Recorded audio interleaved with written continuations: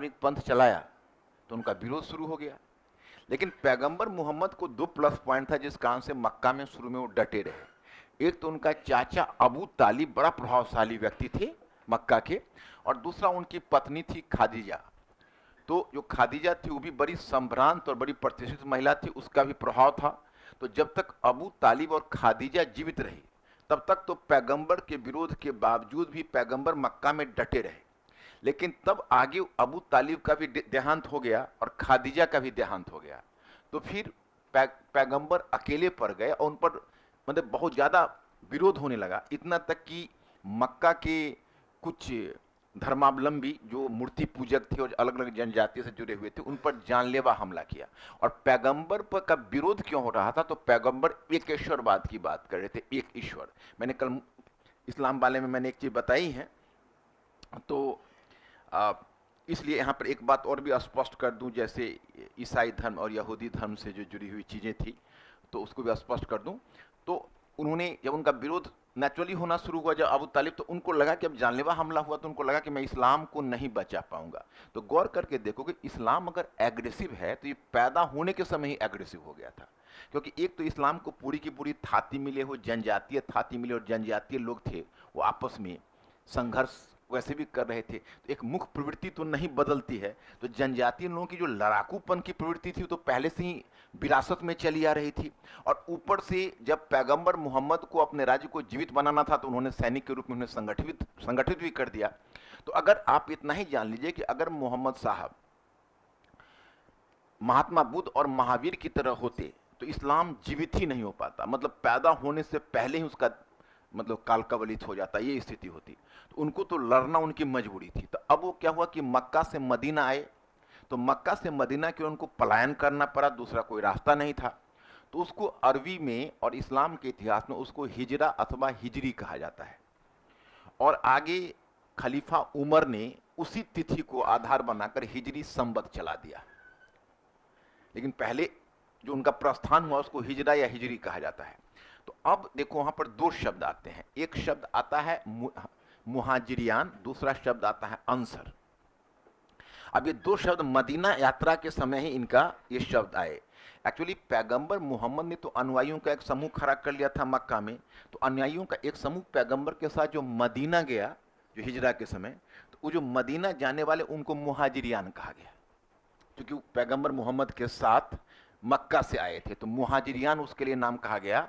अफसोस यह है कि जो भारत से जो पश्चिमी पाकिस्तान की तरफ संयुक्त प्रांत से जिन हिंदुओं ने पलायन किया उन हिंदुओं के लिए एक नया नाम चल निकला, और वह नाम है सॉरी मुस्लिमों के लिए, जो मुस्लिम संयुक्त प्रांत से पलायन करके पाकिस्तान चले गए तो उनको कहा गया मुहाजिर।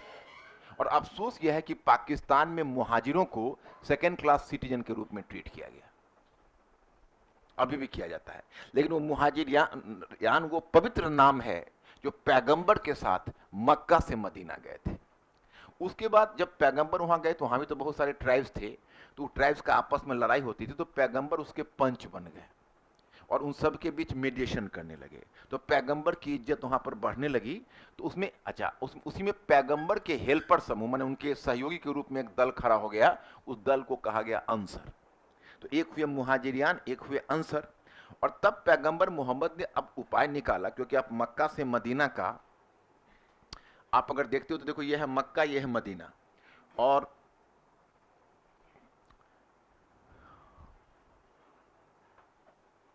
ये आप देख रहे हो सीरिया है, ये ईरान है। तो जिस समय पैगंबर इधर से अब वहां से जो व्यापारिक कारवा चलता था वो मक्का से मदीना होते सीरिया क्रॉस करते हुए जाता था भूमध्य सागर की तरफ। तो जिस समय वो व्यापारिक कारवा मक्का से मदीना होकर गुजरता तो पैगंबर मोहम्मद को एक बड़ा अच्छा उपाय सूझा, क्योंकि मक्का पूरा ट्रेड पर ही जीवित था, विशेषकर वो रूट जो बंद हो गया था फारस की खाड़ी वाला रूट मैंने बताया था। तो उसमें पैगंबर मोहम्मद ने क्या किया, अपना एक समर्थकों को सैनिकों के रूप में ढाल लिया। तो सैनिकों के रूप में ढाल लिया और मक्का से जो व्यापारिक कारवा मदीना होकर गुजरता था उसको उन्होंने ऑफस्टट कर दिया, मतलब उस रास्ता को ही बंद कर दिया, लूटना शुरू कर दिया और व्यापारिक कारवा लूटा। और वही जो लूट का माल आता था वो चूंकि राज्य चलाना था, मदीना में उन्होंने एक राज्य की स्थापना कर दी थी, इस्लामी राज्य की। तो उसमें क्या हुआ कि उन्होंने जो लूट का माल होता था उसमें 3/4 राज्य के लिए रिजर्व, सॉरी, उसमें 3/4 सैनिकों को तनख्वाह के रूप में दे दिया जाता था, क्योंकि जिन जिन सैनिकों को उन्होंने जो संग्रह किया था तो वो तनख्वाह कहां से देते, तो वही जो लूट का माल था 3/4 सैनिकों को दे दिया जाता था और 1/4 राज्य अपना अंश रख लेता था। तो वही जो सैनिकों को दिया जाता था उसको कहते थे खम्स। उनका बड़ा हिस्सा सैनिकों को देते थे और छोटा सा हिस्सा राज्य के लिए रख लेते थे। तो वही जो सैनिकों को देते थे उसी को खम्स कहा जाता था। पहला कर खम्स के रूप में डेवलप हुआ। फिर पैगंबर मोहम्मद को लगा कि बहुत सारे मुसलमान, चूंकि ट्रेड कॉमर्स का डेवलपमेंट होने से तो जनजातीय संरचना टूट गई थी।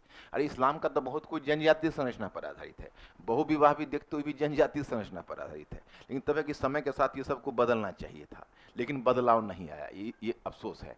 क्योंकि अब जब ट्राइबल, अब देखो अभी तुम कहते हो निकाह, तो निकाह में जो अब ये एक एक 4-4 महिलाओं से विवाह की अनुमति जो कुरान में मिली थी, तब मिली थी जब जनजातीय युद्ध होता था, उसमें बहुत सारी महिलाएं विधवाएं हो जाती थी, बहुत सारी विधवाएं थी।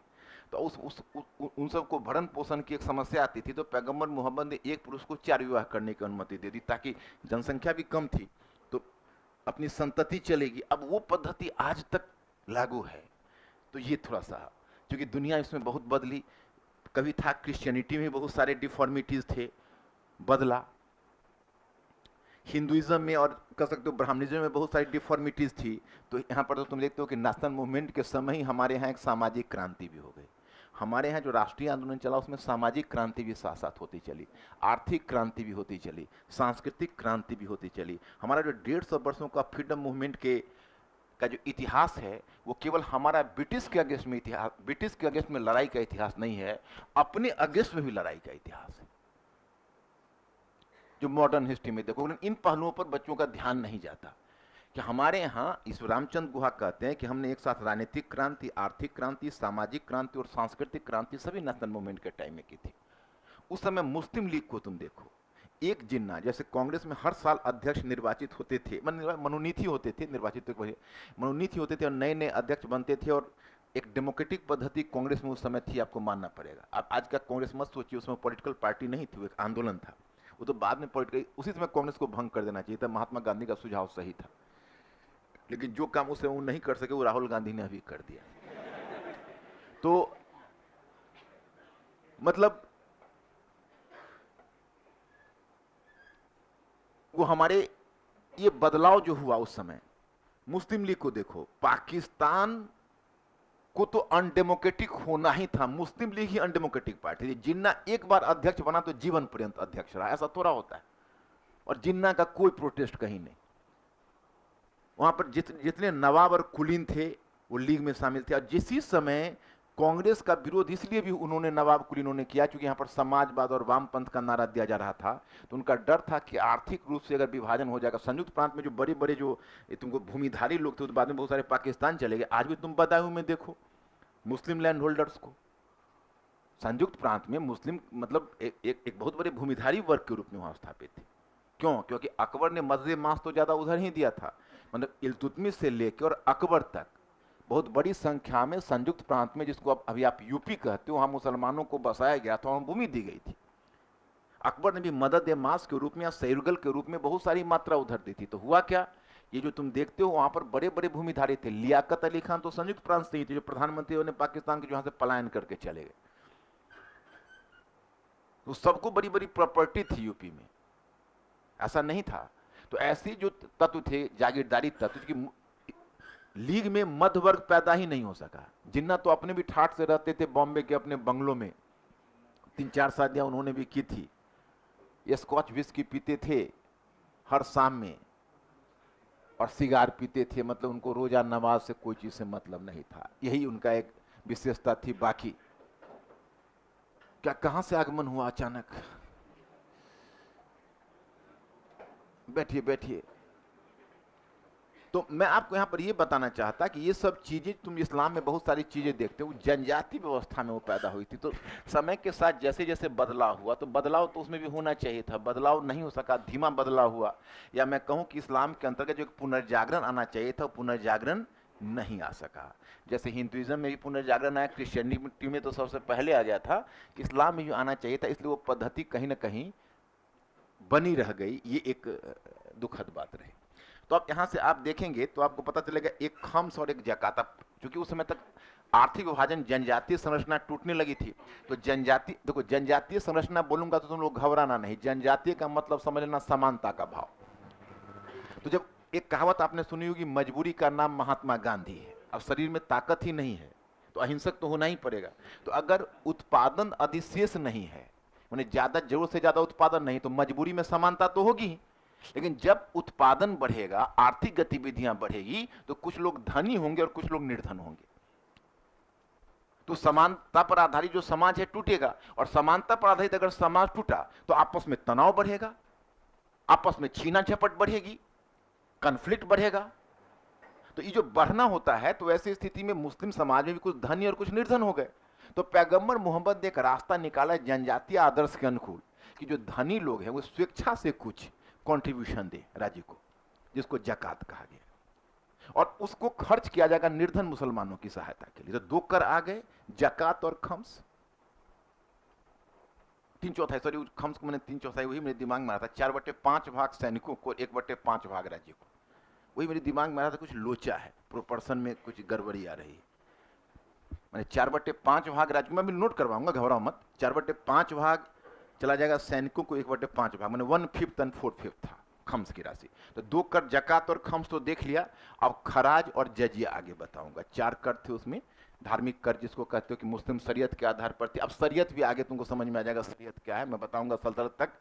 कुरान होगा, कुरान के बाद हदीस लिखा जाएगा, कुरान हदीस, एक होगा इज्मा, और फिर चौथा होगा कयास।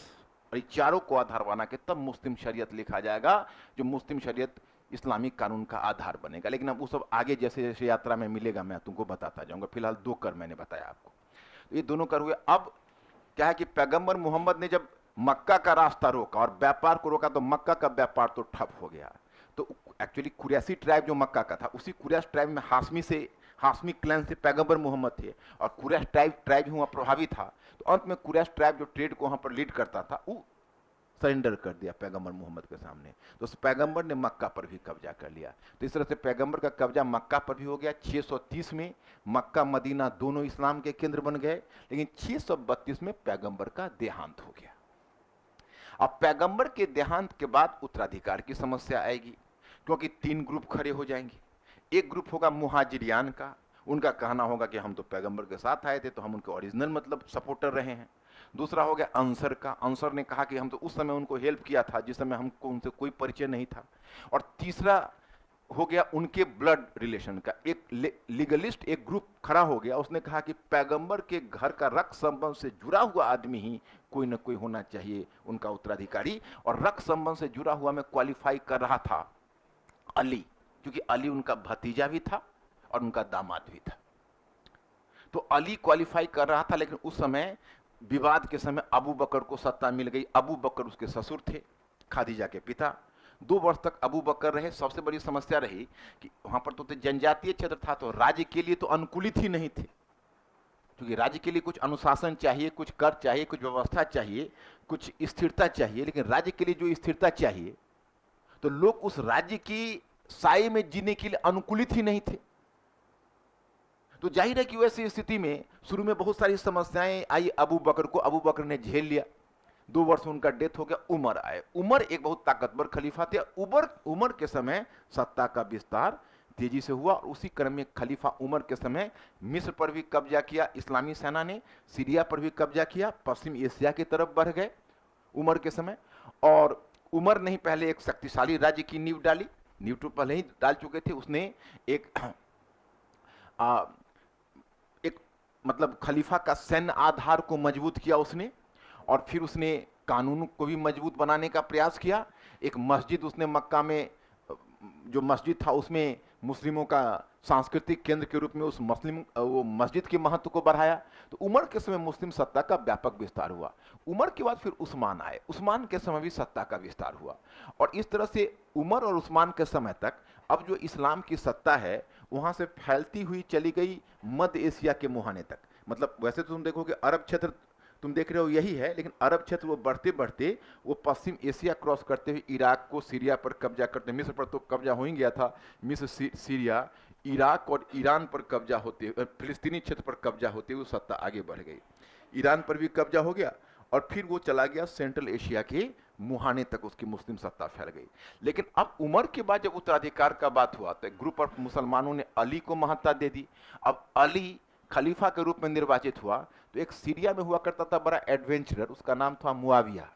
मुआविया विद्रोह कर दिया। मुआविया कहा कि हम इसको खलीफा नहीं मानते हैं। तो पहले तो उन दोनों के बीच, अली के बीच और मुआविया के बीच युद्ध हुआ। अंत में दोनों के बीच कॉम्प्रोमाइज हुआ कि ठीक है, मुआविया भी उधर रहेंगे और अली एक खलीफा के रूप में औपचारिक बने रहेंगे। तो अली ने सोचा पहले कि हम मुआविया के साथ समझौता वगैरह करके कम से कम अपना अस्तित्व बना के रख ले, लेकिन अली की हत्या हो गई। बस एक षड्यंत्र के तहत अली की हत्या हो गई। उसके बाद उनका बेटा जो हुसैन था, वो हुसैन को मुआविया ने फिर चैलेंज किया। तो हुसैन मुआविया को दंडित करने के लिए वो अपनी सेना लेकर आगे बढ़ा। तो करबला में जाकर हुसैन को मुआविया उसके पक्ष ने उसको बड़ा निर्ममता पूर्वक मार डाला। तो आज जो तुम मुहर्रम देखते हो, वो मुहर्रम उसी हुसैन की याद में है जिसको बड़ा निर्ममता पूर्वक मारा गया था। तो उस समय, लेकिन तब तक अली के समय आकर इस्लाम में शिया सुन्नी का विवाद हो गया। एक ग्रुप ऑफ जो मुस्लिम थे उन्होंने माना कि पैगंबर मोहम्मद के वास्तविक उत्तराधिकारी अबू बकर, उमर और उस्मान हैं, अली हरब करता थे। तो वो बन गए मुसलमानों का वह समूह बन गया सुन्नी। और जिसने माना कि नहीं, अली ही मोहम्मद पैगंबर के रक्त संबंध से जुड़े हुए थे, वही मोहम्मद पैगंबर के वास्तविक उत्तराधिकारी थे, तो वह कहलाए शिया। उसके बाद तुम देखोगे यही जो मुआविया है उसने एक राजवंश की स्थापना कर दी, खिलाफत का जो चार जो खलीफा हुए थे उनको निर्वाचित खलीफा का दर्जा मिला। इस पर एक हिस्टोरियन है, एक्चुअली तुमको मैं आगे मराठा जो पढ़ाऊंगा तो बताऊंगा एक क्या है, तो उसमें एक फितना की अवधारणा दी है। तो फितना की अवधारणा उसने ली है कहाँ से, तो इब्ने खल्दून एक लेखक है, मुस्लिम लेखक, उसने इब्ने खल्दून ने इसी घटना को आधार बना के कि एक तरफ था कि खलीफा के धर्म की सत्ता थी, उस धर्म की सत्ता के विरुद्ध षड्यंत्र करके, विद्रोह करके, दंगा फसाद करके, और तब मुआविया ने मुल्क की अवधारणा कायम करके उसने एक इस्लाम के पूरे स्वरूप को बदल डाला। उसी प्रकार से मराठों ने षड्यंत्र प्रति षड्यंत्र, दंगा फसाद के माध्यम से एक राज्य की स्थापना कर दी। तो उसने मुआविया की तुलना मराठों से की है फितना की अवधारणा में, लेकिन उसे स्वीकृति नहीं मिलती है। एक बार बीपीएससी में पूछ दिया था प्रीलिम्स में, फितना क्या है। अब बच्चे लोग चारों तरफ घूम रहे थे, फितना क्या है। तो पीटी में ये सब कौन पढ़ेगा फितना क्या है, लेकिन इसी को मराठों के उद्भव के संदर्भ में, और ये फितना की अवधारणा इब्ने खल्दून ने दी है और इसी मुआविया के कंटेक्स्ट में दी है। तो खैर जब मराठे आएंगे उस समय हम फितना आपसे डिस्कस करेंगे। तो थोड़ा सा इसमें आप लिख डालिए, फिर धीरे धीरे हम लोग बढ़ते हैं, आप लोग समझते चलेंगे। तो आप डैश देकर लिखिए। हाँ, लिखिए कि हाँ, मक्का में मोहम्मद पैगंबर का विरोध होना स्वाभाविक था।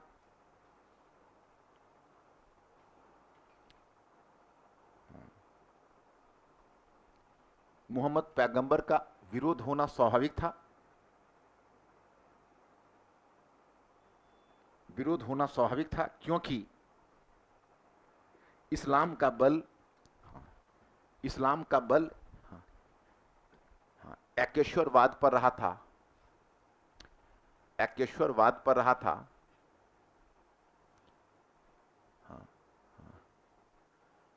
एकेश्वरवाद पर रहा था, जबकि विभिन्न जनजातियों समूहों के बीच, जबकि विभिन्न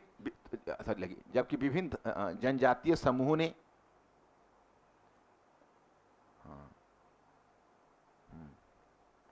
पृथक पृथक धर्म एवं मूर्ति पूजा को अपना रखी थी। मूर्ति पूजा को अपना रखी थी।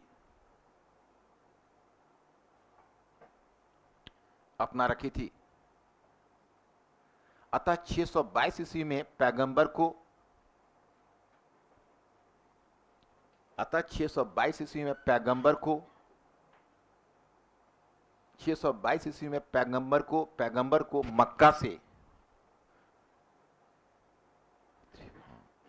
मक्का से मदीना की ओर प्रस्थान करना पड़ा। इस घटना को हिजरी अथवा हिजरा का नाम दिया जाता है। इस घटना को हिजरी अथवा हिजरा का नाम दिया जाता है।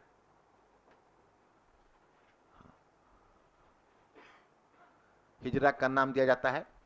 तथा आगे खलीफा उमर, तथा आगे खलीफा उमर ने, तथा आगे खलीफा उमर ने इस घटना को आधार बनाकर, इस घटना को आधार बनाकर इस्लाम के अंतर्गत हिजरी संवत, इस घटना को आधार बनाकर इस्लाम के अंतर्गत हिजरी संवत, इस्लाम के अंतर्गत हिजरी संवत आरंभ कर दिया, हिजरी संवत आरंभ कर दिया, संवत आरंभ कर दिया, आरंभ कर दिया। देखिए, हाँ पैगंबर मक्का से, पैगंबर मक्का से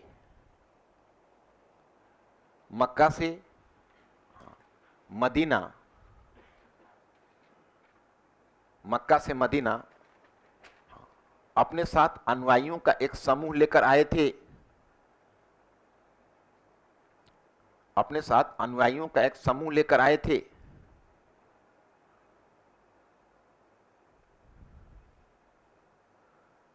अपने साथ अनुयायियों का एक समूह लेकर आए थे। इस समूह को मुहाजिरियान, इस समूह को मुहाजिरियान कहा गया। लिख दिया है बोर्ड पर, इस समूह को मुहाजिरियान कहा गया, मुहाजिरियान कहा गया। अभी तुम कोई मूवी में देखोगे या कहीं भी तो बोलेगा जो यहां से इंडियन मुस्लिम जो गए हुए हैं पाकिस्तान का, वो मुहाजिर है। तो आज मुहाजिर को सेकंड क्लास सिटीजन मानते हैं, लेकिन एक समय था कि बड़े पवित्र होते थे मुहाजिरियान, क्योंकि पैगंबर के साथ गए थे। समझ रहे हो कि नहीं? हाँ, ठीक है। तो तुमको रिवाइज करने के समय याद रहे, इसलिए थोड़ा सा ब्रैकेट डाल लो और एक लाइन लिख दो। हाँ, हाँ, कि वर्तमान में भारत से पाकिस्तान की ओर पलायन किए गए मुसलमानों को, वर्तमान में भारत से पाकिस्तान की ओर पलायन किए गए मुसलमानों को वहां मुहाजिर कहा जाता है, मुसलमानों को वहां मुहाजिर कहा जाता है, मुहाजिर कहा जाता है। पलायन किए गए मुसलमानों को, वर्तमान में भारत से पाकिस्तान की ओर पलायन किए गए मुसलमानों को वहां मुहाजिर कहा जाता है, मुसलमानों को वहां मुहाजिर कहा जाता है। लोग बहुदेववाद और एकेश्वरवाद समझते हो, बाकी लोग बहुदेववाद एकेश्वरवाद नहीं समझ रहे हो, तो फिर कैसे मजा आ रहा है बिना बहुदेववाद एकेश्वरवाद समझे? जहां एक चीज नहीं समझोगे वहीं तुम्हें ऑब्स्ट्रक्शन आ जाएगा। इसलिए मेरा मानना है कि बच्चे जब तक फाउंडेशन नहीं जानेंगे तो इल्तुतमिश और बलबन पर लिखने पर वो इफेक्ट आ ही नहीं सकता है राइटिंग में, कि कोई परीक्षक उनको बहुत ज्यादा मार्क्स दे दे। आपको इल्तुतमिश और बलबन पर पहुंचने से पहले ये समझ डेवलप करना आवश्यक है, नहीं तो आपको राइटिंग में कहीं ना कहीं फंस जाओगे आप। वहां पर यूपीएससी में पढ़ा हुआ लिखने से सिलेक्ट नहीं होता है, बिना पढ़ा हुआ लिखने से सिलेक्ट होता है। अब कहो ये कौन सी फिलॉसफी है? ये फिलॉसफी ये है कि आप जब तैयार होके जाओगे और एग्जैक्ट बहुत सारे क्वेश्चन लेके जाओगे तो वहां पर परीक्षा भवन में आपको जो क्वेश्चन मिलेंगे पीछे पढ़ा हुआ कहीं से नहीं मिले, पीछे समझा हुआ से सोच के लिखना होता है। तो उसी में जो नए बच्चे होते हैं वो मार खा जाते हैं, उनको लगता है कि पढ़ा हुआ, वहां पर जाते हैं तो एक भी क्वेश्चन ढंग से नहीं लिख पाते। और जो जिसका एक ब्रॉडर आउटलुक जिसने डेवलप किया हुआ, वो सोच सोच कर एक एक क्वेश्चन को फॉर्मुलेट करता है और उसी आधार पर सिलेक्ट होता है। और सिलेक्ट होने के बाद तब उसे कॉन्फिडेंस आता है कि मैं काबिल था शायद। जब तक रिजल्ट नहीं आता है तब तक टॉपर भी नहीं समझ पाते हैं कि पता नहीं मेरा सिलेक्शन होगा कि नहीं, क्योंकि सब तो फॉर्मुलेशन करके लिखे हुए होते हैं, क्वेश्चन का आंसर तो मैनिपुलेशन होता है। और जब सिलेक्शन हो जाता है तो कॉन्फिडेंस लेवल जैसे जैसे सोचते हैं वैसे वैसे बढ़ता जाता है। हमें लगता है काबिल था, मुझे समझदारी थी, मैं ज्ञानी हूं। उससे पहले तो पता ही नहीं चलता कि पता नहीं जो मैंने लिखा है वो सही डायरेक्शन में जा रहा है कि नहीं। यही गुत्थी बच्चे नहीं समझ पाते, उनको लगता है कि सीधा मैं टॉपिक पढ़ लूंगा और आंसर लिख दूंगा। आपको टॉपिक पूछेंगे तब आंसर लिखोगे ना, तो वो आप पूरा सल्तनत वगैरह पढ़ के जाओगे। क्वेश्चन किस प्रकार से पूछेंगे, क्वेश्चन वो पूछेंगे कि भारत में सुल्तान, आपको पूछते हैं कि भारत में दिल्ली सल्तनत इस्लाम की वैधानिक संस्वीकृति का कहां तक परिणाम था, इस कथन का परीक्षण कीजिए। आपको लगेगा यार ये ना तो कारण है, ना परिणाम है, ना महत्व है। हम इस्लाम की संस्कृति का परिणाम तक कहां तक लिखेंगे? तो वहां पर तुमको क्वेश्चन का आंसर लिखने के लिए बहुत दूर से तुम्हारी समझ, और समझ विकसित होगी तो बहुत इजी आंसर इसका निकल जाए, और समझ विकसित नहीं होगी तो हम लिख ही नहीं सकते इसका आंसर कभी। दो बात होती है, एक स्टेप उधर सक्सेस है और एक स्टेप इधर अटर फेलियर है, बस एक स्टेप का अंतर होता है। एक के पास समझदारी है, दूसरे के पास समझदारी नहीं है। और आप अगर बुक्स पढ़ते हो तो यूपीएससी में सिलेक्शन जब बुक्स के लेवल से आप ऊपर उठ जाते हो ना, तब सिलेक्शन होता है। जब बुक को छोड़ के तुम लिखने की स्थिति में हो तब सिलेक्शन होता है, क्योंकि डायरेक्ट क्वेश्चन तो होता नहीं कि आप बुक से लेकर लिख डालोगे। और अगर बुक से कुछ चीजें तुम लोगे तो उसको फिर काटना छाटना पड़ता है, शेप देना पड़ता है। तो इसके लिए तुम्हें डेवलप करनी है समझदारी, ध्यान रखना, समझदारी के आधार पर सिलेक्शन हो। तो ये चीज तो तुमने देखा, क्या लिखा? हाँ, तो मैं आपको बताना चाहता कि तुम लोगों को पता होना चाहिए एकेश्वरवाद और बहुदेववाद। प्रश्न क्या था? बहुदेव का बात का मतलब है कि अनेकों ईश्वर की पूजा, और एकेश्वरवाद का मतलब है एक ईश्वर की पूजा, वो भी निराकार ईश्वर की पूजा, मूर्ति की पूजा नहीं। मूर्ति पूजा बहुदेववाद का लक्षण है, एकेश्वरवाद का लक्षण है एक एक एक ईश्वर की पूजा। जैसे कबीर कहते हैं राम, कबीर का राम दशरथ पुत्र राम नहीं है, एक अगम अगोचर निराकार ब्रह्म है।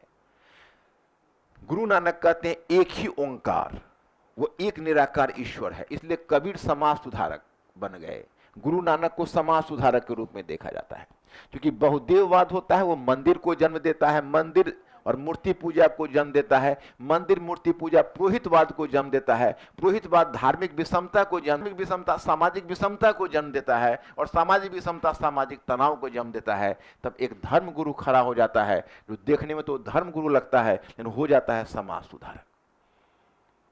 पैगंबर मोहम्मद एकेश्वरवाद का नारा दे रहे हैं, लेकिन उस एकेश्वरवाद का संबंध कहीं ना कहीं आर्थिक सामाजिक परिवर्तन से भी है। जनजातीय व्यवस्था टूट रही है, आर्थिक सामाजिक विषमता बढ़ रही है, संघर्ष बढ़ रहे हैं, ट्रेड डिस्टर्ब हो रहा है। पैगंबर मोहम्मद ने एक ईश्वर और ईश्वर का फॉलोअर मुसलमान की अवधारणा देके जनजातीय विभाजन के बीच विविधता में एकता ढूंढने का प्रयास किया, ताकि आपसी तनाव कम हो जाए और समाज में स्थिरता है। क्योंकि समाज के जो निहित स्वार्थ है वो इतने बड़े बदलाव को स्वीकार नहीं करते। तो पैगंबर के इतने बड़े बदलाव को स्वीकार करने के लिए तैयार नहीं थे, इसलिए जानलेवा हमला हुआ। पैगंबर बढ़े और पैगंबर महात्मा बुद्ध की तरह आत्मा ब्रह्म मतलब आत्मा की सत्ता को अस्वीकार करके और बोध गया में चिंतन करते रहते तो बोध गया में ही रह जाते हो। मक्का में उनको कोई घुसने ही नहीं देता, या तो उनकी हत्या हो गई होती या फिर वो मदीना में ही जिंदगी एक फकीर की तरह गुजार कर मर गए होते। लेकिन उन्होंने ताकत अर्जित की, ताकत अर्जित करके फिर मक्का पर कब्जा किया, और इस्लाम पैदा ही तलवार से हुआ।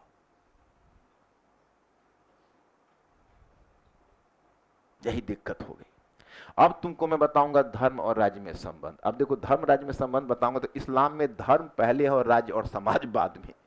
आप अगर इस्लाम धर्म कबूल कर लेते तो मुस्लिम मिल्लत यानी मुस्लिम बंधुता के एक मेंबर हो जाते, और आपको समानता का औपचारिक रूप में प्राप्त हो जाता। व्यवहार में, जैसे उस दिन वो बच्चे ने कहा था, पता नहीं वो बच्चा है कि नहीं है ना, तुमने कहा था ना जाति व्यवस्था आ गई ये वो, तो ये बाद में डिस्टॉर्शन होगा। लेकिन जब इस्लाम में जो आया था अभी उसका प्रतीकात्मक तुम देखोगे, जैसे ईद के अवसर पर जो मक्का का दृश्य देता है कभी कभी टीवी पर, बड़ा अच्छा लगेगा। एकदम श्वेत कपड़ा पहने हुए हजारों लाखों मुसलमान एक साथ सिर झुकाते हैं, एक साथ सिर उठाते हैं, लगता है कि जैसे ट्यूनिंग बैठी हुई है। वो दृश्य हमको बहुत अच्छा लगता है, जो ईद के अवसर पर जो एक ही बार जब उस सिंक्रोनाइज करते हैं। क्यों? अब तो रहा नहीं। ईद के दिन मालिक और नौकर सब गले मिलने चाहिए समान। इस्लाम में देखोगे पांव छू के प्रणाम नहीं किया जाता है। क्योंकि वो सम्मान केवल खलीफा को प्राप्त है या महत्वपूर्ण संत को प्राप्त है। इंसान और इंसान में बराबरी है। तो जो बंधुता की भावना, अगर आप इस्लाम कबूल कर लिया तो इस्लाम समाज के सदस्य बन गए और इस्लामी राज्य के सदस्य बन गए। राज्य बाद में है, और बाद में पैगंबर मोहम्मद और उसके बाद बाकी खलीफाओं के समय नारा दिया गया दर उल हर्ब को दरुल इस्लाम बनाना। इस्लाम का लक्ष्य, या तो कम्युनिज्म ही विश्व क्रांति की बात करता था या इस्लाम ही विश्व धर्म की बात करता है। साम्यवाद और इस्लाम, साम्यवाद कहते हैं पूरी दुनिया में, मार्क्स ने कहा कि पूरी दुनिया में सर्वहारा का शासन होगा। इस्लाम कह रहा है पूरी दुनिया में मूर्ति पूजक समाप्त होंगे और इस्लाम का शासन होगा, यानी दर उल इस्लाम बनेगा। तो वही जो दर उल इस्लाम बनेगा वो पूरी दुनिया में ही अपना है। बाद में तो खैर मध्यकाल में मैं थोड़ा सा झलक दे दूंगा अभी पाकिस्तान या मुस्लिम देशों का। मुस्लिम देशों में राज्य क्यों नहीं स्थिर हो पा रहा है? क्योंकि राज्य इसलिए नहीं स्थिर हो पा रहा है कि तुम लोग जब विश्व इतिहास पढ़ोगे तो तुम लोग एक वेस्टफेलिया की संधि पढ़ोगे। वेस्टफेलिया की संधि की अभी मैंने वर्ल्ड हिस्ट्री नहीं पढ़े हो, जब पढ़ोगे तो वेस्टफेलिया की संधि, तो आधुनिक राज्य व्यवस्था जिसको कहते हो वेस्टफेलिया की संधि के साथ शुरू हुई। और वेस्टफेलिया की संधि एक निश्चित राज्य की सीमा को मानकर चलता है। ये राज्य की एक निश्चित भौगोलिक सीमा हो और एक संप्रभु सरकार हो, वेस्टफेलिया की संधि कहती है।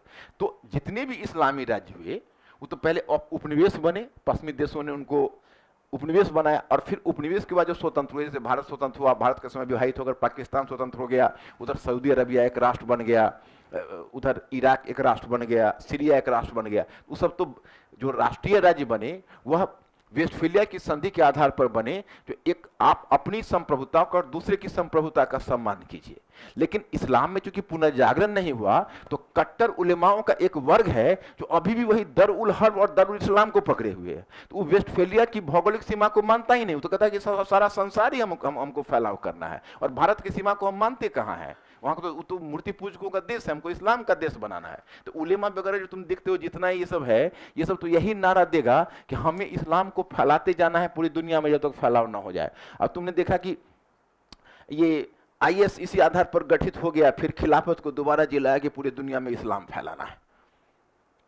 तो आज इस्लामी राज्य को स्थिर न होने के कारण सबसे बड़ा है कि इस्लाम में जो औपचारिक रूप में धर्म को पहले और राज्य को बाद में रखा गया है, तो अभी भी अनुदारवादी उलेमाओं का एक समूह है जो वेस्टफेलिया की संधि के आधार पर आधारित निश्चित भौगोलिक सीमा और संप्रभु शासन को नहीं मानता है। इसका क्या उपाय है ये समझ में नहीं आता है। जब तक इस्लाम में स्वयं चेतना नहीं आएगी, वहां शिक्षा नहीं फैलेगी, युवाओं में परिवर्तन नहीं होगा, दूसरा मुस्तफा कमाल पैसा पैदा नहीं होगा, तब तक ये इस्लामी राज्य की समस्या बनी रहेगी और दुनिया में अस्थिरता बनी रहेगी। अब वर्तमान पर मुझे इसलिए आना पड़ा कि इतिहास अतीत और वर्तमान के बीच संवाद का नाम है, जानते ही हो, और ये संवाद को देखते चलोगे तभी कभी निबंध में लिख पाओगे, कभी लेक्चर में भाषण दे पाओगे, कभी इंटरव्यू में कह पाओगे। ऐसा कोई निश्चित थोड़ी होती हो। तो अतीत में जब जाओगे तो वर्तमान में तुमको आना ही आना इतिहास के अध्ययन में है, क्योंकि इन दोनों के ही तालमेल से तो इतिहास का महत्व है। तो इसलिए मैं थोड़ा सा ब्रैकेट में ये लाइन भी लिखवा दूंगा ताकि फिर तुम आगे जिंदगी में भूलो नहीं, ये कॉपी जब भी पढ़ो तो याद हो जाए। हाँ, ईसाई का प्रसार हुआ था, समझा नहीं मैंने।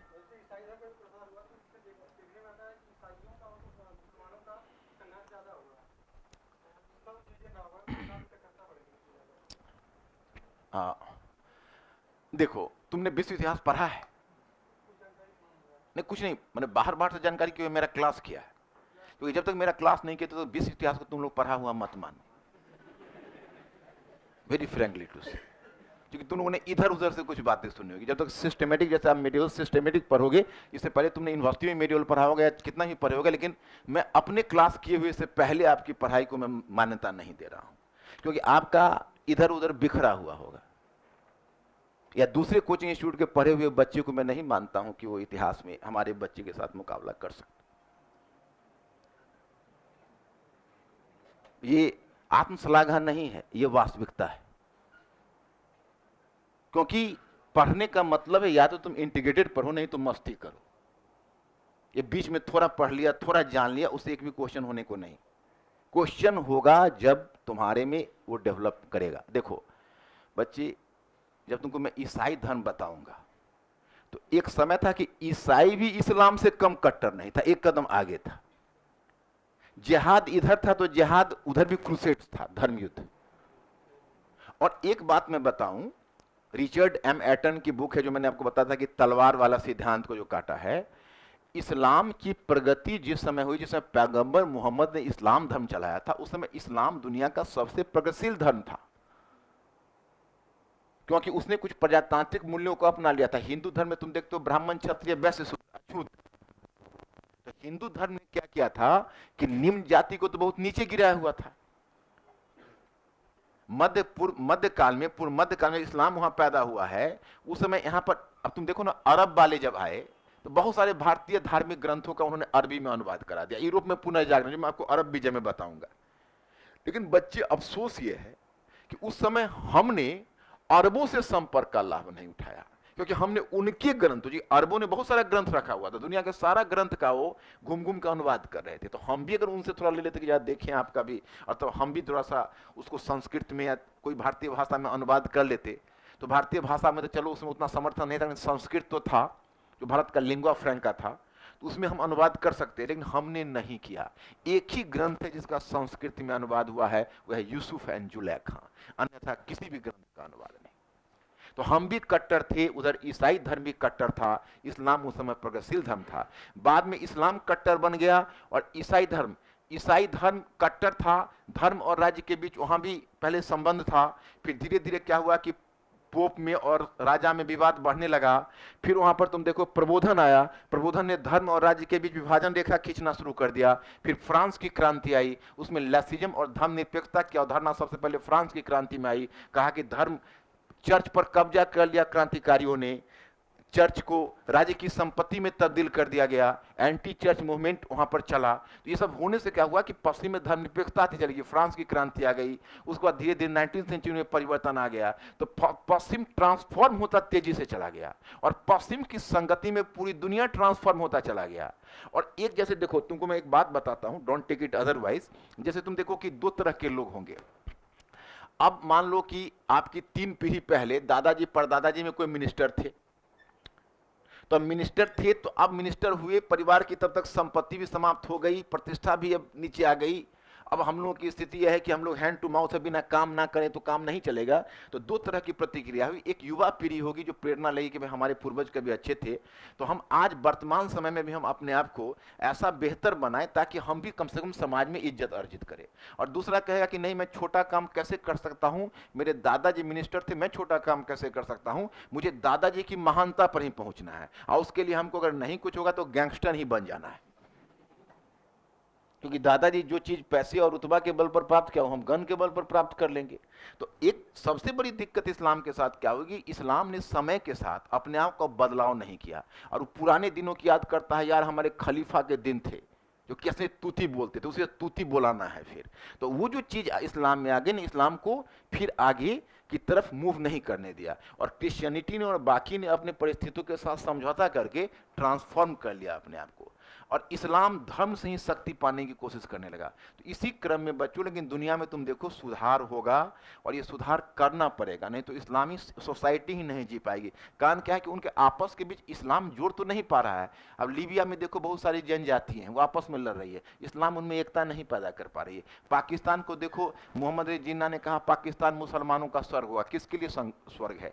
पंजाबियों के लिए और सुन्नियों के लिए है। But what about Shia, what about Sufi रोज मारे जा रहे हैं, अहमदिया रोज मारे जा रहे हैं, बलूची और सिंधी के साथ भेदभाव हो रहा है, पंजाबी वहां पर प्रिवेल किए हुए हैं।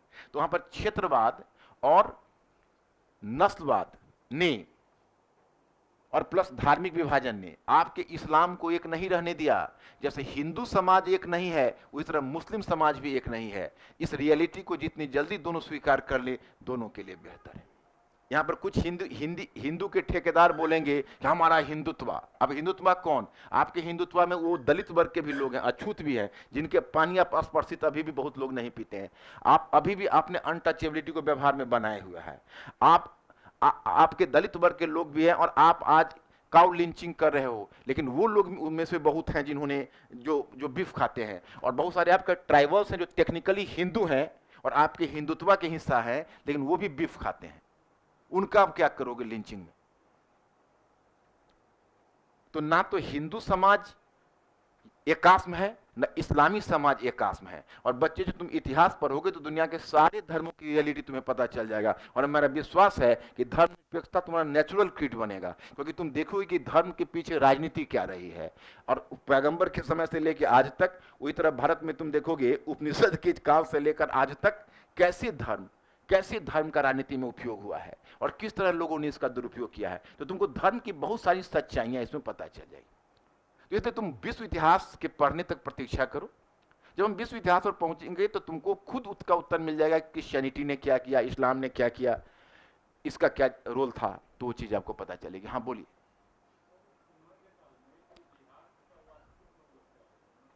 जिहाद का नारा पैगंबर मोहम्मद ने दिया था रक्षा के लिए, आत्मरक्षा के लिए जिहाद का नारा। मैंने क्या कहा कि अगर पैगंबर मोहम्मद महात्मा बुद्ध और महावीर की तरह अगर पैगंबर मोहम्मद भी नॉन वायलेंट या अहिंसक बनने का प्रयास करते तो इस्लाम जीवित नहीं रहता।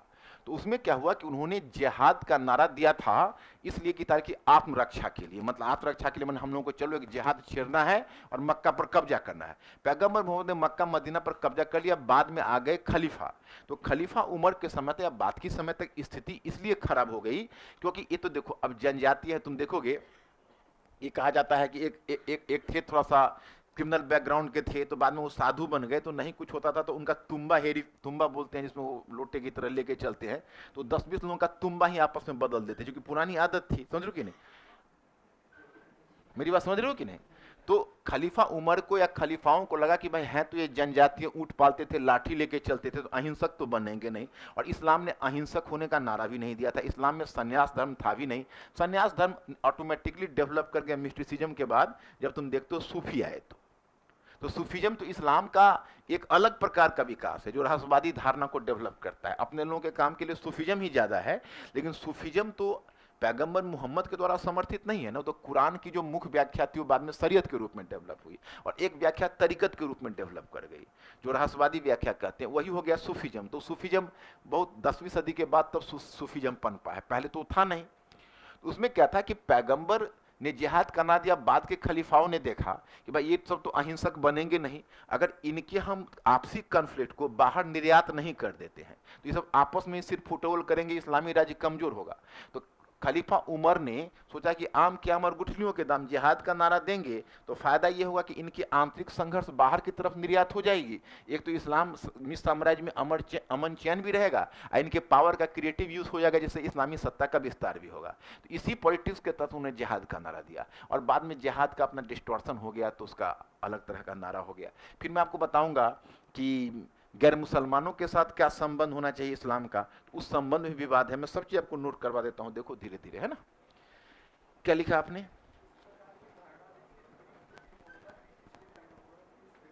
हाँ हाँ हाँ हाँ, श्रृंखला में एक थे। हाँ, श्रृंखला में एक थे हाँ, परंतु इस्लाम इस मामले में अनुदार बन गया, परंतु इस्लाम इस मामले में अनुदार बन गया